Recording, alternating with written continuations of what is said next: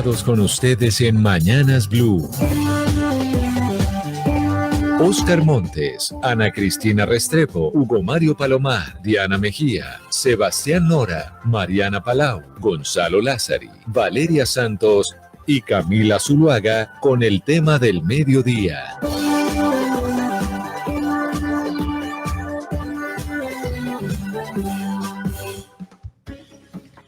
A las 12 del día, 17 minutos, aquí seguimos conectados con ustedes en Mañanas Blue. Y vamos a hablar hoy de una de las noticias económicas más importantes de finales del 2021 y de comienzos de este 2022. Algo que ha venido revolucionando los mercados en Colombia, los ha vuelto un poquito más entretenidos, pero hay muchas cosas que no entendemos. Y por eso hoy queremos hacer claridad o que nos ayuden los expertos a hacer claridad sobre este negocio que se está planteando por parte del grupo Gilinski a los accionistas del Sura y a los accionistas de Nutresa. Hace pocos minutos estábamos escuchando que ya anunciaron las empresas miembro del grupo empresarial antioqueño que tenían la decisión de vender o no sus acciones por Sura, que no las van a vender. Entonces queda saber qué va a pasar con los fondos de pensiones que tienen acciones y también con los accionistas minoritarios. Pero entonces, no siendo más, quiero, Ana Cristina, primero darle la bienvenida a quienes nos están viendo en estos momentos a través de Facebook Live, en nuestra cuenta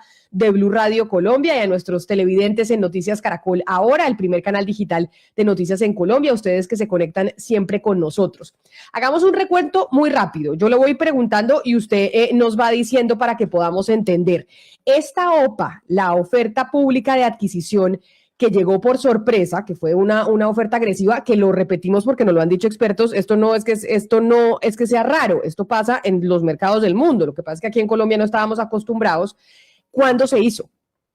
Sí, esta historia, Camila, comienza el 10 de noviembre de 2021 cuando la sociedad Nugil, el grupo Gilinski, formula la OPA, oferta pública de adquisición para comprar las acciones del grupo Nutresa. En ese momento, Nugil busca comprar un mínimo de 50.1% de la participación accionaria de Nutresa, que son 229.92 millones de acciones. Entonces, ahí es cuando se fija un plazo de 14 días hábiles para que esté abierta la OPA de Nutresa. Se abre desde el 29 de noviembre hasta el 17 de diciembre. Y ahí ya empiezan a cambiar un poco las cosas, empiezan a dar una serie de cambios. El 19 de noviembre, 9 días después, el GNB Sudameris, que es propiedad de los Gilinski, certifica a la Bolsa de Valores de Colombia una garantía por 1.082 millones para respaldar la OPA. Un día después, es decir, 10 días después de que se hace esta oferta, la Superintendencia Financiera, Camila, dio vía libre a la OPA de adquisición que se había hecho 10 días antes, y ese mismo día es cuando se conoce que el grupo árabe Royal Group de Abu Dhabi está respaldando la inversión. Aquí vamos en saltos de 10 en 10 días. Ahora nos vamos al 30 de noviembre. El 30 de noviembre, la Superintendencia Financiera, Camila, recibe la solicitud de autorización de la OPA para adquirir una cantidad mínima de acciones del grupo Sura, que es también parte del grupo empresarial antioqueño. En este caso, la oferta es por 25.34% de las acciones. Aquí hay que decir que el precio de las acciones de Nutresa es de $7.71 y de Sura $8.01. Esos son los precios. Le tengo un dato que yo me enteré hace poquito, ya que usted menciona el banco de los Gilinski, que es el GNB Sudameris. ¿Usted sabía que GNB es Gilinski National Bank? Es que yo no tenía ni idea, me enteré hace poquito.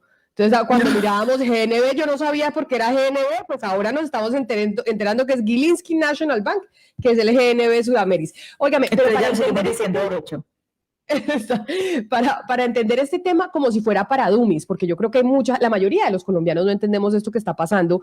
Hemos invitado a 3 expertos, pero no solo expertos, sino también interesados en este tema. Uno de ellos es Javier Mejía Cubillos. Él es asociado postdoctoral en el Departamento de Ciencias Políticas de la Universidad de Stanford y además es doctorado en Economía de la Universidad de los Andes. Profesor Mejía, bienvenido, mil gracias por acompañarnos.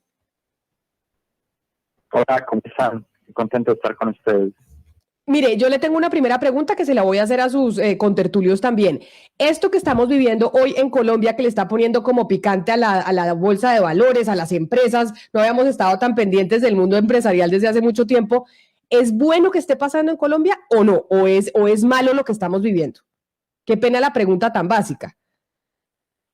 Yo creo que la respuesta es que depende cómo se desenvuelva el negocio. Digamos, como que hay un elemento positivo y es que ya ha traído dinamismo al mercado.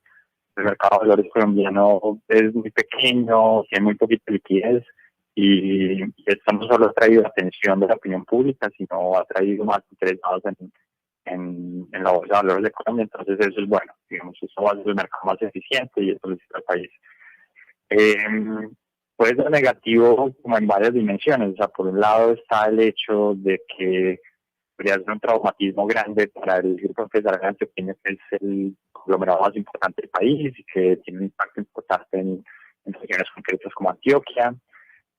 Puede ser malo porque puede generar una transformación también profunda del sistema financiero. Si a través, por ejemplo, de la compra de Sura surge un megabanco que viene a ser Bancolombia, que es ya de por sí el banco más grande del país, ahora asociado a las instituciones de los Gilinski.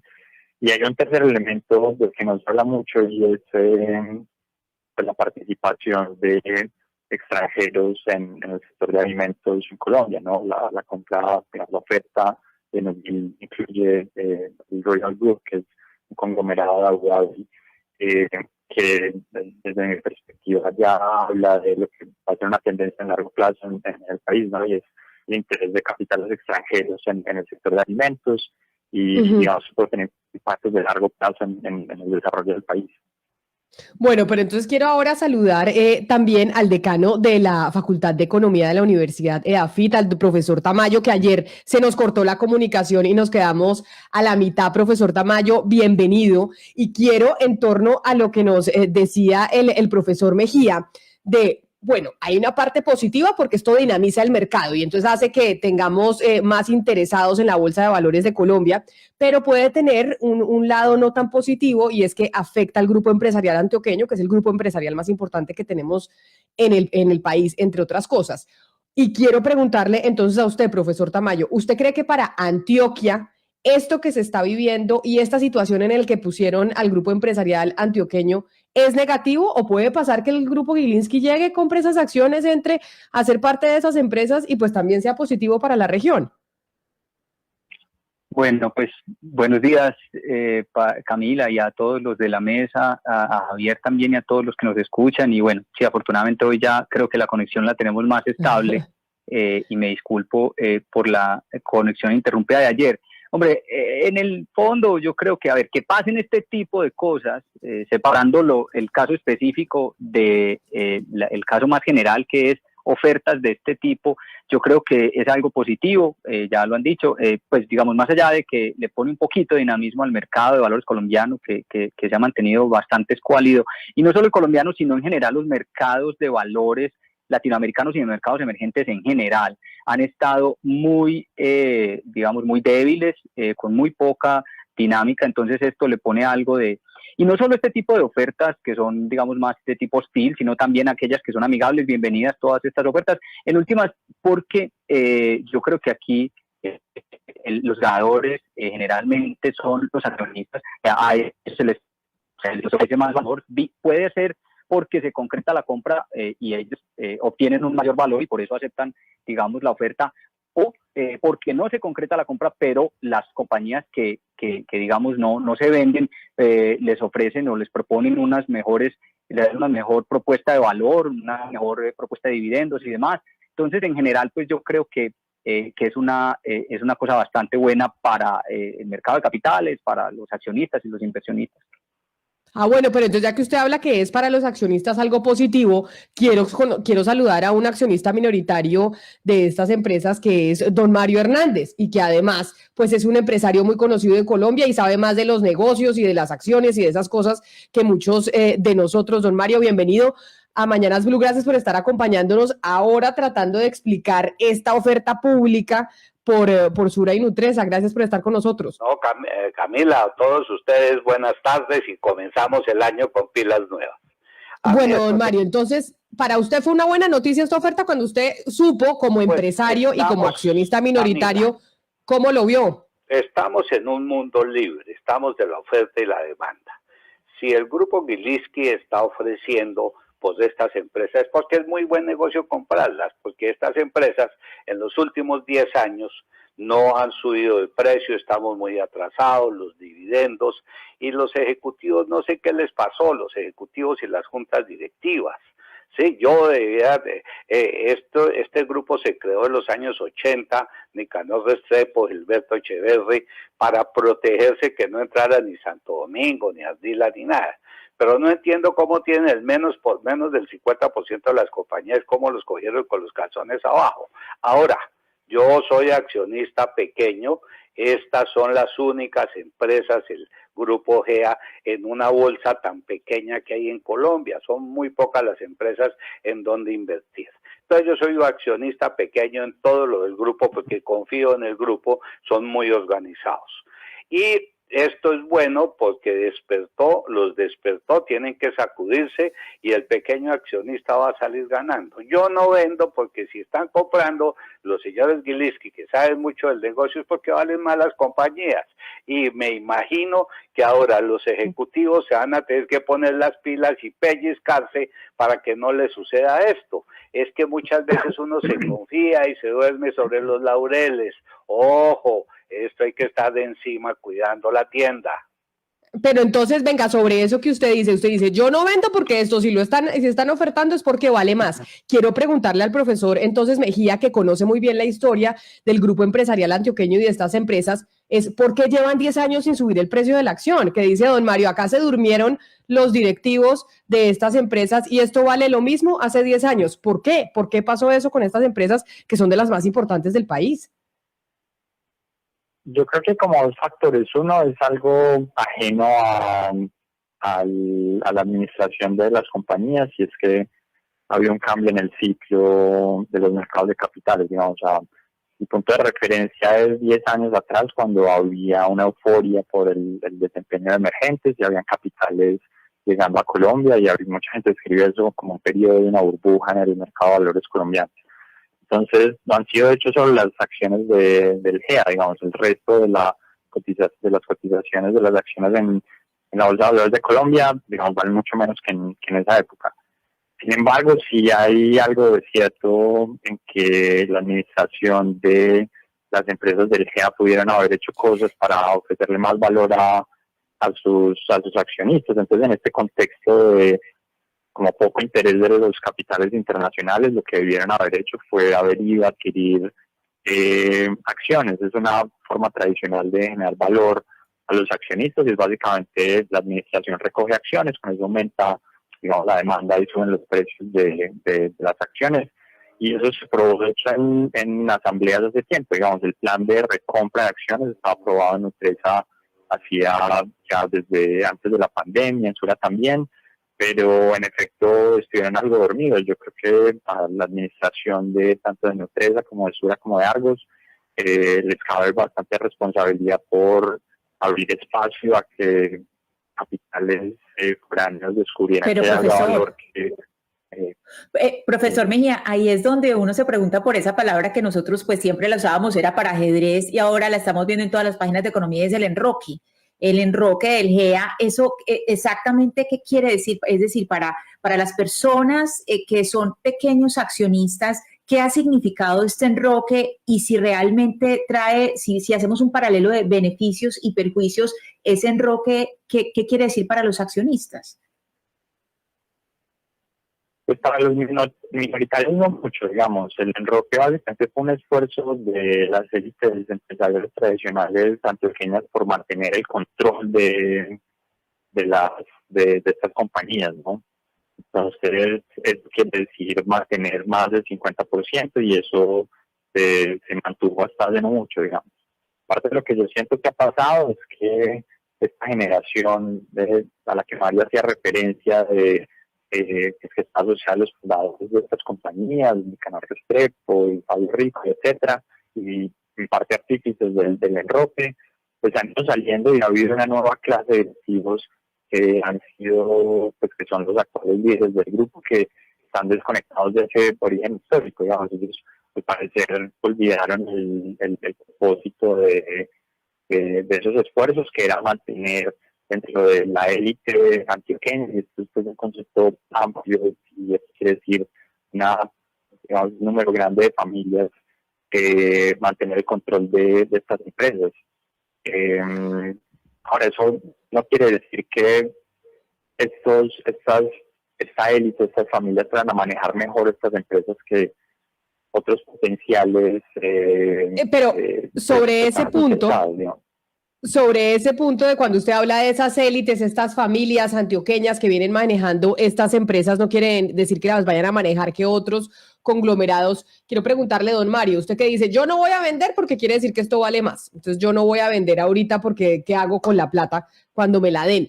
Pero usted cree que no sería una buena administración en caso de que les vendieran, no usted, otros, a los Gilinski su participación. ¿Los Gilinski no tendrían una buena administración de lo que usted conoce que sabe más? No, yo no dudo que los Gilinski son unos excelentes administradores, pero los paisas también han sido excelentes administradores, cómo crearon estas empresas, ¿sí? Y lo que pasa es que se durmieron sobre los laureles en comparación con lo que piensan los fundadores. Las compañías, eso es el libre mercado que existe en el mundo, no es solo en Colombia. Ahí salen beneficiados todos los pequeños accionistas y es un sacudón de orejas para los directivos y para las juntas directivas. Eso hay que untarse, el mundo está cambiando a unas velocidades muy grandes. Los hábitos de consumo, las empresas, la bolsa de Colombia es muy pequeña, el GEA tiene más del 50% de las acciones de la bolsa de Colombia, de las empresas, entonces somos un mercado chiquito y esto es una gran oportunidad, 50 millones de habitantes aspiracionales, con un per cápita de $6,000 que hay que subirlo. Los señores Gilinski son unos inversionistas y saben lo que están haciendo. Si ellos llevan 2 o 3 años analizando para hacer esto, entonces yo aprovecho lo que ellos analizaron y no vendo y espero a ver qué pasa. Listo, y no invertí ni un peso. Bueno. Pero entonces, preguntarle al profesor Tamayo, los accionistas, los pequeños, los minoritarios como don Mario Hernández, ahorita están tomando esa decisión. Él dice, yo no vendo. Hay otros que están mirando a ver qué hacen, si es buen negocio o no es buen negocio. Camila, te aclaro. Tú vendes hoy. Y entonces, ¿qué estás ganando? Si las vas a comprar mañana ya es más cara las acciones, entonces no estás ganando nada. ¿En qué otra parte vas a invertir la platica? Entonces hay que apoyarlos y que esto sirva de ejemplo y para dónde vas a invertir la plata, Camila. Además, no estás ganando. Por eso te cuento, si la acción vale 30,000 pesos, la vendes hoy a 30,000, mañana la tienes que comprar a 35,000, no te ganaste nada. Esperemos y juguémonoslas, son empresas organizadas, empresas de consumo, empresas de esto, monta una empresa de cuánto vale, hay un valor aquí a los profesores universitarios, yo nunca visité la universidad, no aprendí eso, los profesores universitarios hay un valor de poner las empresas a funcionar, cuánto vale, eso no está en los libros, sí, ponga a funcionar todas estas empresas y verá cuánto vale. Si las están comprando es por algo, entonces tengamos la plática ahí, apoyemos a estos señores ejecutivos que se pongan las pilas. Bueno, esa es la decisión de un minoritario, pero profesor Tamayo, acá también tenemos tensión sobre qué va a pasar con los fondos de pensiones, que los fondos de pensiones son administrados por unas empresas, pero son la plática de nosotros, donde estamos metiendo nosotros nuestra pensión en el futuro y lo que se supone es que los fondos de pensiones pues tienen que garantizarnos mayor rentabilidad. En este panorama, no se sabe qué van a hacer los fondos de pensiones. Hemos tratado de comunicarnos con las agremiaciones, etcétera, etcétera, y no han dicho absolutamente nada. ¿A los fondos de pensiones les toca vender? ¿O también pueden tomar la decisión de don Mario de decir, no la jugamos a que esto vaya a subir, pero puede que no suba? Bueno, Camila, pues una respuesta corta, pero quiero tomarme un minutico para explicar algo que de pronto no está tan claro para toda la audiencia, que si tienen que vender, la respuesta es no, o sea, nadie aquí está obligado a vender, pero tienen una responsabilidad grande. Pero yo sé que aquí el tiempo es valioso, pero denme un minutico para tratar de desenredar algo que yo creo que hace compleja estas operaciones, y es que aquí tenemos 2 ofertas simultáneas por 2 grupos de compañías que están, a su vez, tienen propiedad cruzada.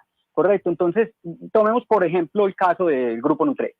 En el caso del Grupo Nutresa, yo podría, don Mario Hernández puede tener acciones del Grupo Nutresa como accionista minoritario de Nutresa, correcto. Él puede tomar la decisión de si vender o no, pero también existen otros inversionistas, digamos que por interpuesta persona o indirectos, que tienen acciones de Nutresa, por ejemplo, a través de su ahorro pensional, que está en un fondo de pensiones que invierte en Nutresa.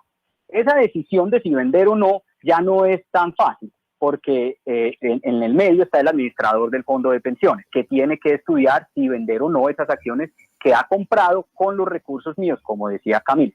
Y por último, hay otros parecidos accionistas que, por ejemplo, son accionistas del Grupo Sura, accionistas minoritarios del Grupo Sura, pero Grupo Sura al mismo tiempo tiene una propiedad grande en Grupo Nutresa. Entonces, digamos, si yo tengo acciones de Sura, indirectamente soy accionista del Grupo Nutresa. ¿Cómo se decide si vendo yo o no esas acciones del Grupo Nutresa que tengo por ser accionista del Grupo Sura? Pues ahí es donde se definen en las asambleas unos integrantes de junta directiva que van a tomar esas decisiones por mí. Ahora, incluso los fondos de pensiones, en todo esto las decisiones siempre van a depender del tipo de inversionista del que estamos hablando. Incluso los fondos de pensiones no son todos iguales. Piensen que en los fondos de pensiones, no sé si ustedes se acuerdan, pero cuando ustedes les preguntan a su asesor de pensiones o entran a su página de su cuenta de pensiones, pues usted tiene un perfil de riesgo asociado a su ahorro pensional. Y ese perfil de riesgo uno lo escoge, pero además depende de en qué momento de su vida está, ¿cierto? Si es joven, si ya está próximo a pensionarse. Y esos dos tipos de inversionistas tienen un perfil de inversión distinto. Si yo estoy más joven y tengo la intención de invertir a largo plazo, ¿cierto? No me preocupan, por ejemplo, las bajadas en 5 años de unas acciones. Si yo tengo en mente, como dice don Mario Hernández, que estas compañías están bien manejadas y tienen un futuro brillante, ¿cierto? Pero si usted es un inversionista ya próximo a pensionarse, por ejemplo, o un inversionista con, digamos, más averso al riesgo, pues de pronto puede tomar esta rentabilidad de corto plazo, vender o le gustaría que su fondo vendiera para usted asegurarse una mejor pensión. Entonces, esto solo para decir que la decisión, digamos, o la recomendación o el análisis no es el mismo para todos, que tenemos diferentes tipos de inversionistas y que incluso los fondos de pensiones, que es la pregunta que me haces, Camila, tienen diferentes decisiones que tomar aquí. Decano Tamayo, inversionistas internacionales han tenido protagonismo en las últimas semanas. ¿Es bueno ese protagonismo? ¿Cómo leer, digamos,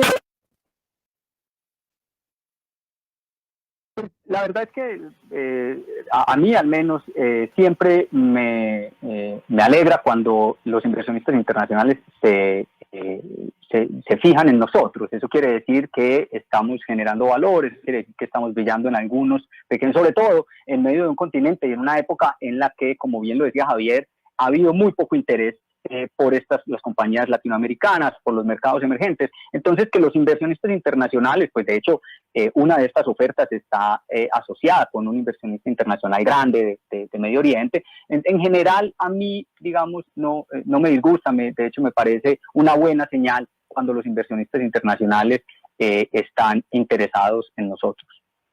Sí, pero mire, don Mario, a mí me quedó sonando lo que usted dice porque lo escucho muy decidido a no vender. Usted como accionista minoritario dice, yo no vendo, no tengo por qué vender.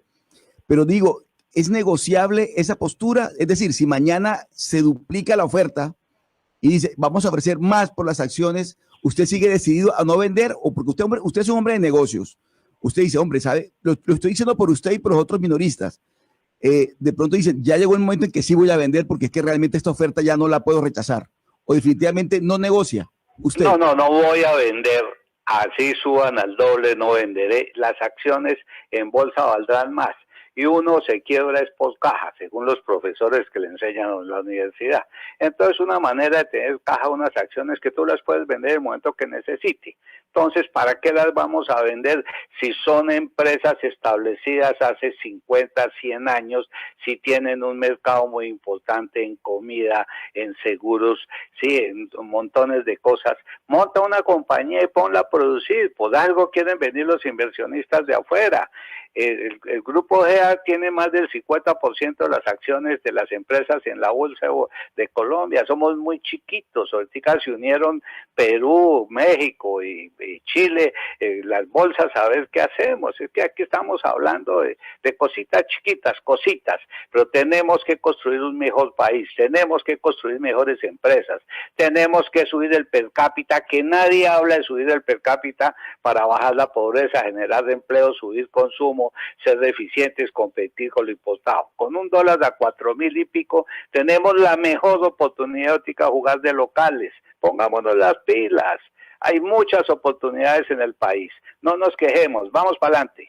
Pero es que usted no vende, don Mario, ¿no será porque pues no necesita vender, no necesita pues es que uno tiene que tener, según los profesores, su portafolio repartido. Mamá decía no tener los huevos en el mismo canasto. Entonces usted tiene diferentes cajoncitos para darte una seguridad y poder sostener el empleo que yo genero. Si yo, gracias a eso, pude subsistir, pude pagarle el sueldo a todos los empleados, así no trabajaran, y fue la mejor inversión.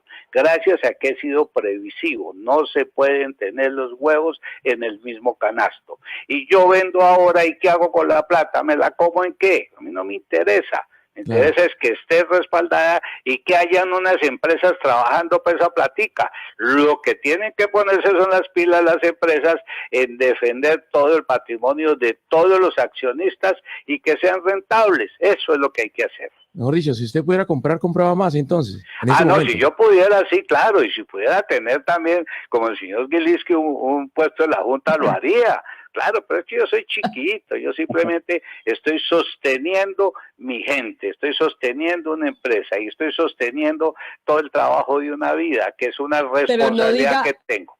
No diga muy duro porque de pronto sí lo llaman para que sea parte de la Junta, ¿por qué no? Lo pueden ahí y decirle, don Mario Hernández, haga usted parte de la Junta. No, y le pagan su platica, porque a los miembros de las juntas les pagan una plata importante. No, pero ¿cuánto le vale el tiempo de uno, Camila? Las únicas juntas que le acepté es a Mario Huertas, porque somos íntimos amigos, esa es la única junta que no son de empresas donde yo tengo algo que ver, que asisto allá, las juntas de carreteras.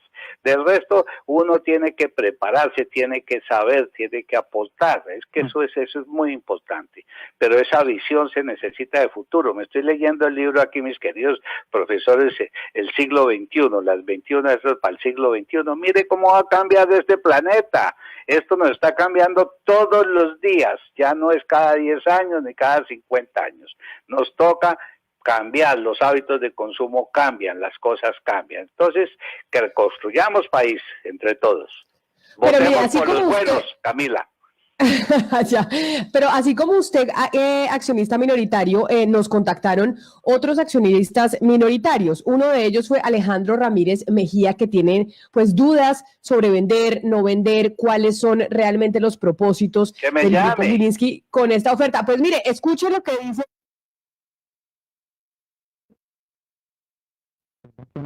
Mi principal duda es por qué dicha compañía quiere buscar los accionistas minoritarios, buscando de esta forma a través de los pequeños, que realmente tenemos esto como un tema de inversión. Si en el futuro quieren realmente vender esas acciones fuera del país, sacarlo de la bolsa, o cuál es la intención directa a futuro, no solamente la compra de esta OPA, sino cuál es la intención mayor de lo que están haciendo. Bueno, pues esa respuesta la tendrá solo el Grupo Gilinski, pero a ver, profesor Tamayo, ¿usted qué dice? ¿Que cuál sería la intención de verdad del Grupo Gilinski con esta oferta, como pregunta Alejandro?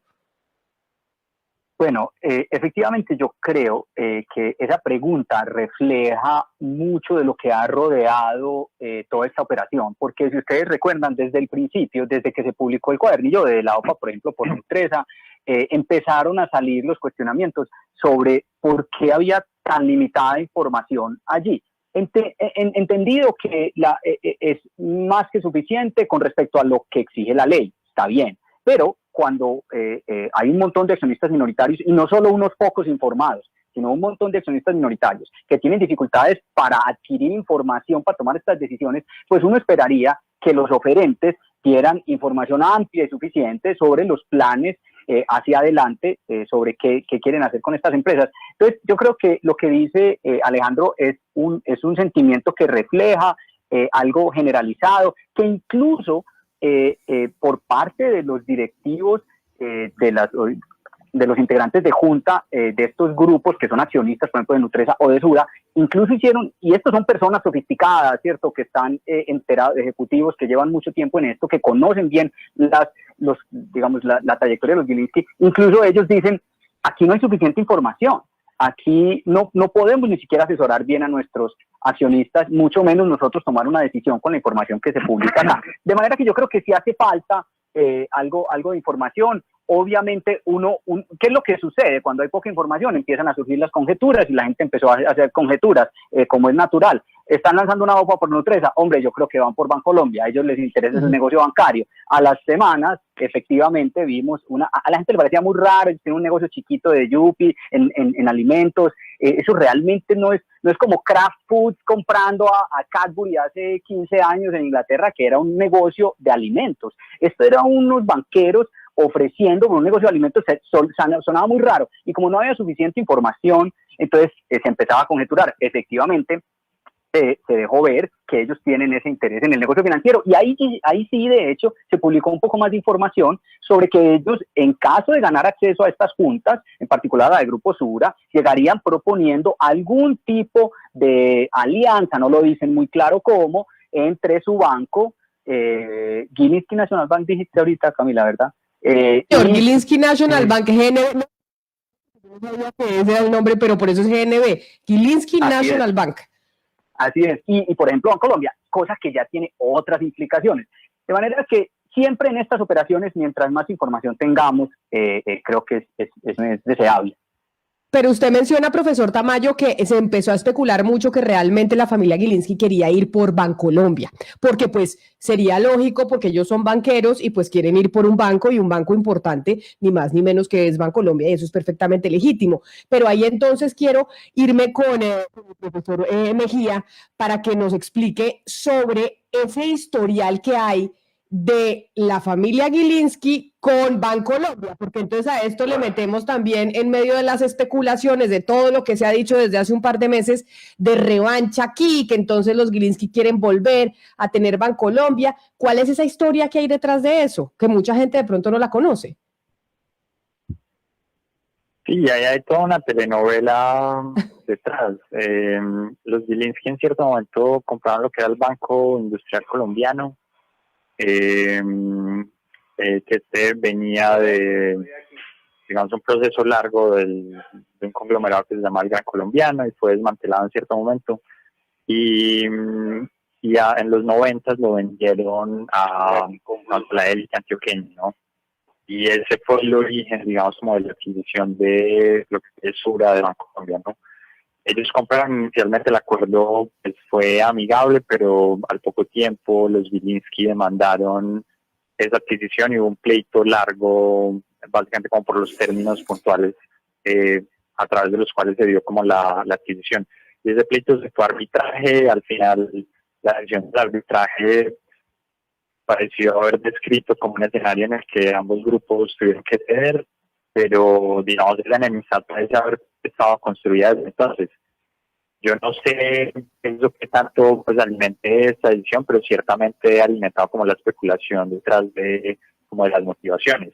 Yo de todas formas he sido de los que ha pensado que concentrarse exclusivamente en esa historia ya sino perder como parte de como los elementos importantes de este negocio, ¿no? Y es de nuevo el hecho de ir puntualmente por Nutresa. Una cosa que se podría haber intentado hacer es hacer una OPA directamente por Sura, buscar el control de banco. Profesor Mejía, uno de los la especialidad suya pues es el estudio de estas empresas, de la historia de estas empresas, y hemos visto pues como hemos estado conversando que dos de las motivaciones, o que la gente pues ha hablado que son de las motivaciones, una es esta de la revancha y la otra pues dicen es la forma más barata de llegar por Bancolombia. Dicen pues que son como las dos, como digamos las dos teorías más, como que más se han difundido. Mirando hacia atrás en la historia empresarial, ¿qué lecciones se pueden aprender aquí? ¿Qué lecciones a futuro son las importantes para aprender aquí? No solamente en las empresas, sino quienes son pequeños accionistas, que dentro de ellos pues hay, digamos un espíritu inversionista que lo que busca en muchos es crecer, no es solamente tener pequeñas acciones, sino que muchos de ellos buscan ser grandes accionistas. Yo creo que como varios elementos interesantes como en la historia empresarial de Colombia asociados a esto. Entonces, uno es, por ejemplo, que el GEA no siempre ha sido esta figura concreta que conocemos ahora, ¿no? Sura, Argos y Nutresa, ¿no? En cierto momento era Fabricato y Coltabaco, digamos, como que el conglomerado ha sabido adaptarse a las necesidades y a los cambios, digamos, en los contextos internacionales, y se ha ido reconfigurando, y eso le hace uno prever que posiblemente va a sobrevivir este tipo como de amenazas.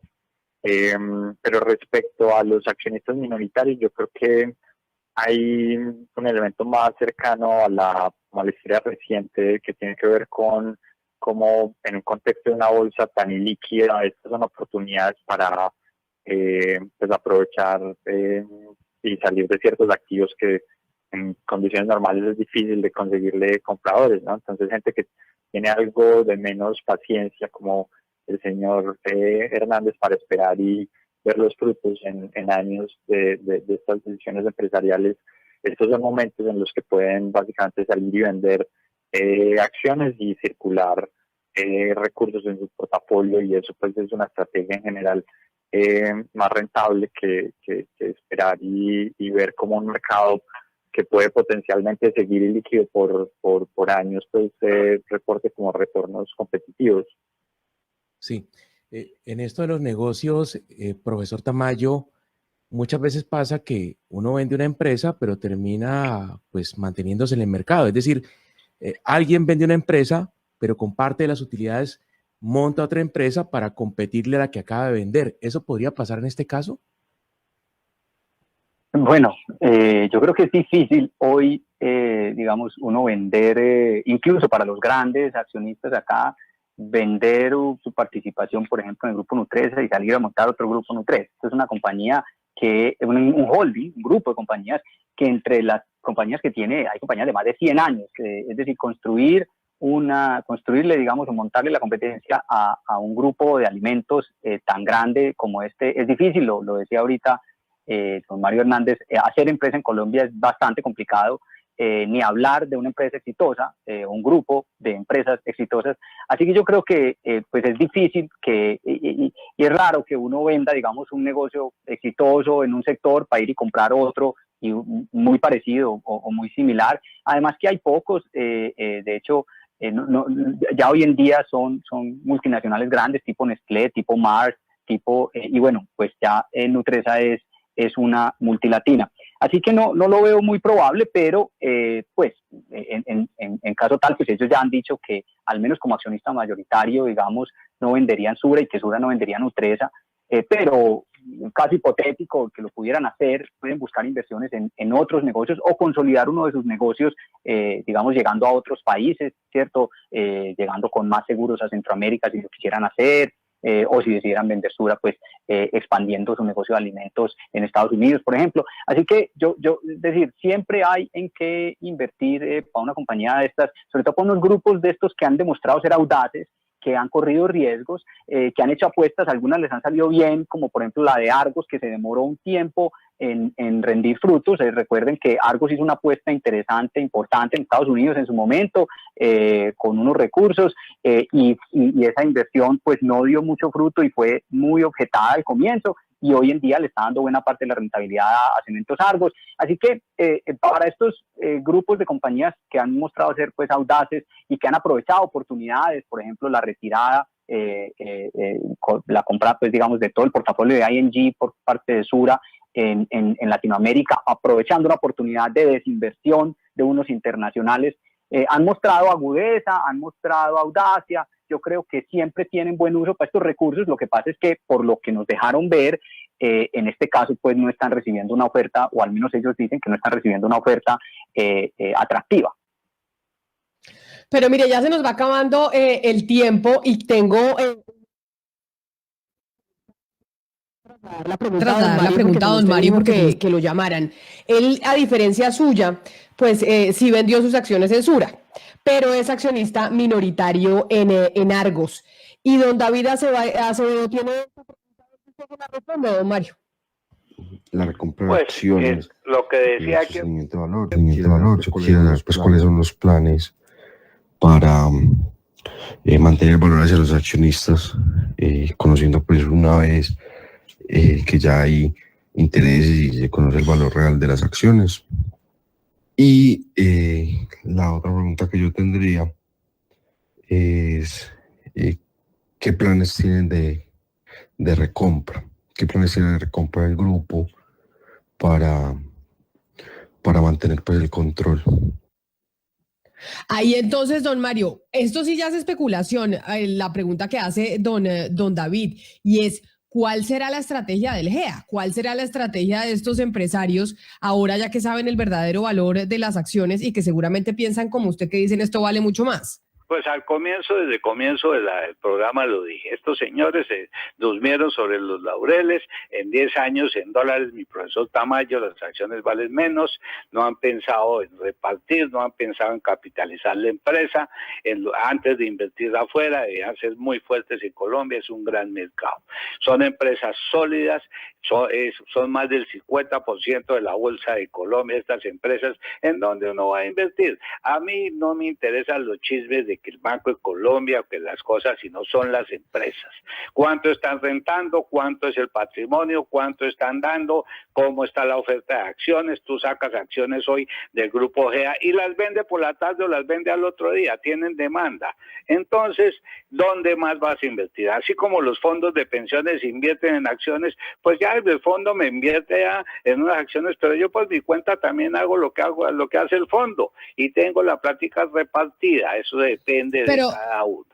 Don Mario, ¿y usted cree? Acá ya hagamos especulación porque como esto se vence la otra semana, lunes y martes, ¿usted cree que no va a ser exitosa la OPA y la gente no va a vender y va a seguir esa lógica que usted está planteando aquí? Pues es que si ves cuándo son los porcentajes que han dicho que sí, como vamos, eso es el martes o miércoles de la semana entrante, entonces no va a conseguir del grupo no sé en dónde falló, qué pasó, o si los inversionistas dicen, bueno, me llevo la plata para dónde y qué hago, yo mejor la dejo ahí a ver qué pasa, ¿sí? Entonces, porque son compañías serias, Nutresa es una compañía. Pero normalmente, pero venga, le digo una cosa, normalmente las OPAs no terminan no se finiquita y la gente toma la decisión realmente de vender o no en los últimos días, en la experiencia de otras ofertas públicas, pues que por eso este indicador de que la gente haya vendido ahorita, pues no dice mucho. Pues es que la experiencia en mi vida antes era finca raíz. Hoy en día la finca raíz, mis queridos profesores, no es rentable.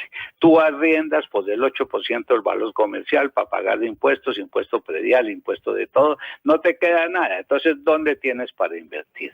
Yo siempre que me ofrecían por un local o me ofrecían por algo, por venderlo, lo vendía y vaya, consígalo a los 8 días, te valía más. O sea, no te estabas ganando nada. Entonces, depende de tu platica, cómo la cuidas, dónde la tienes, todo. Esperemos la semana entrante a ver qué va a pasar, pero yo veo esto muy lento, ¿no? Y el sindicato se está poniendo las pilas, los ejecutivos les toca pellizcarse. Yo se lo dije en el viaje a España, les dije a ellos, señores, esas acciones, ojo, y miren lo que pasó. Pues así quedamos, mejor dicho. Yo empecé el programa sabiendo nada y salgo un poquito más enterada y ya esperando lo que va a pasar la próxima semana. Ana Cristina, cuando sea lunes y martes de la otra semana ya sabemos. Tenemos más propiedades después de lo que nos han dicho don Mario, el profesor Tamayo y el profesor Mejía. Claro, no, y además lo hicimos de una forma conversada, deliciosa, Camila, que inclusive pues las personas que de pronto no estaban muy interesadas en todo este movimiento de la OPA, ya con esta conversación tan deliciosa ya más o menos entienden y quedan mucho más interesados. Nuestros invitados, a don Mario Hernández, al profesor César Tamayo y al profesor Javier Mejía, a los tres, mil gracias por haber aceptado esta conversación, por ayudarnos a hacer pedagogía con los oyentes que seguramente estaban igual de perdidos a nosotros. Un abrazo a los tres y también un saludo a todos los oyentes que se conectaron con nosotros. Después de la pausa, sigan conectados con toda la programación de Blue Radio. Colombia está al aire.